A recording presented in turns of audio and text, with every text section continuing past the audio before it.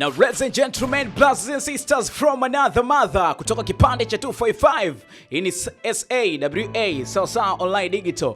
Na big news ambayo sasa hivi tuko nayo ni kuhusiana na Baba Levo, Baba Mijumba. Bana, sasa hivi unaambiwa kwamba uchao unalipa kinoma noma. Yani tafuta sana pesa upunguze kujielezea. Kupitia ukurasa wake wa Baba Levo pale Instagram ameweza kupost ambayo ilikuwa inasomeka kwamba Mungu Baba, endelea kumfungulia milango Diamond Platnumz tuzidi kunufaika kupitia yeye, amen. Akasema sikutegemea kama siku moja nitaweza kununua nyumba Sinza, akaja kuweka emoji fulani hivi za kushukuru.